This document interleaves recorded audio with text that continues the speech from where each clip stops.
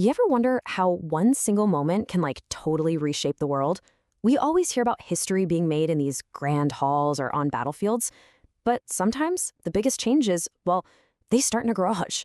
So let's dive into how one of those meetings way back in 1975 kicked off a wave of change that, believe me, affects every single one of us today. March 5th, 1975. Okay, so this isn't just some random date on a calendar. Think of it as a starting point, the beginning of a massive wave. Just a quiet little ripple at first, but one that would eventually grow and just crash into every single part of our modern lives. And I'm not being dramatic. I mean your daily life.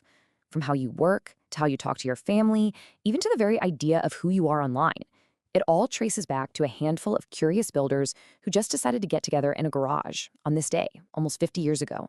So let's talk about that spark. We're going to trace the legacy of this one meeting and follow the incredibly powerful and, yeah, often chaotic path it put all of us on. And this was it. The Homebrew Computer Club. This wasn't some big corporation or fancy university lab. Nope, it was a bunch of hobbyists and engineers, people who just love to build stuff. And right there, in that garage, they basically lit the fuse for the personal computer revolution. And here's the key thing to get. This tech explosion wasn't some neat, orderly thing. It was a wave. A huge, turbulent, powerful force with these opposing currents and chaotic spray everywhere. And it just slammed into everything. Our work, our privacy, our politics, and even our sense of who we are. But hey, like any powerful wave, it brought some incredible things to shore. So first, let's look at the crest of that wave, all the amazing progress and the incredible promise it carried with it. I mean, all of a sudden, boom. Computing power wasn't just for big institutions anymore. It was in our homes. The internet connected the entire globe. Anybody could learn to code. Science, medicine, the way we talk to each other, everything just took this quantum leap forward.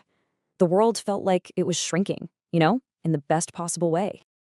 The dream, really, was all about democracy. More access to knowledge for everyone, more tools to create things, and more ways to connect with people, no matter how far away they were. It was just this incredibly optimistic time. But we all know how this goes, right?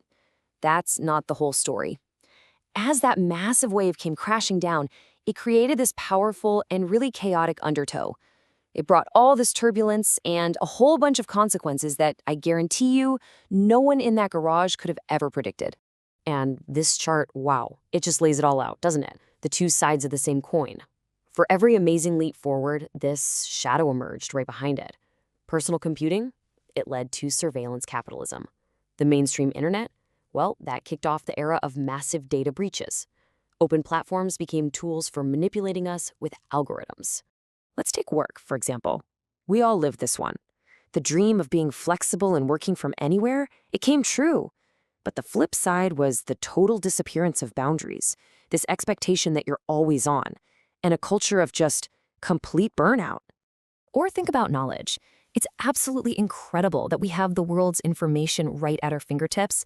But with that came this fire hose of misinformation, basically forcing every single one of us to become a digital detective just to figure out what's even real anymore.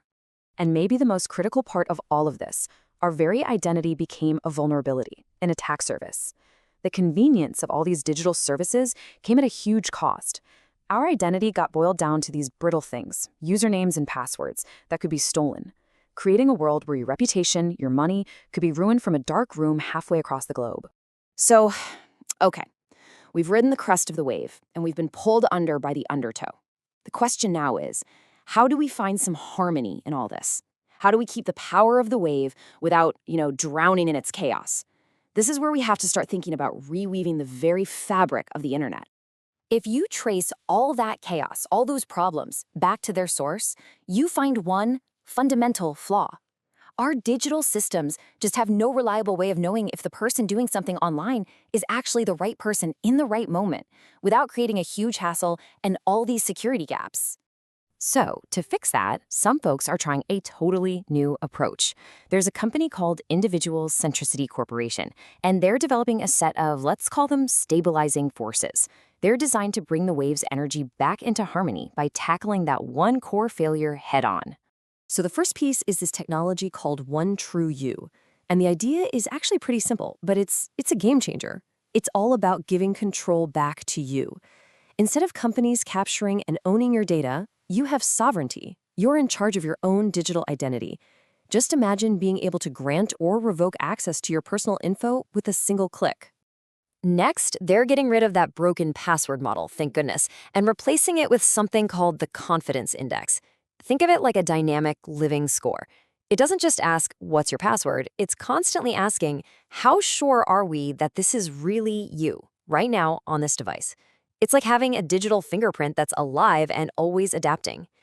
And to stop those huge headline-grabbing data breaches, their approach stops relying on these giant central piggy banks of data that just attract thieves.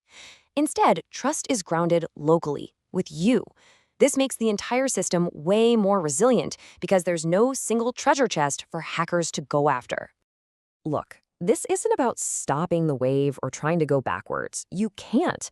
It's about building in the right kind of countercurrents to harmonize its flow. It's about keeping all that incredible progress while engineering out all the chaos and the collateral damage. So, that meeting in a Menlo Park garage set an incredibly powerful wave in motion that really defined the last 50 years. We inherited all of its gifts, but also all of its bruises.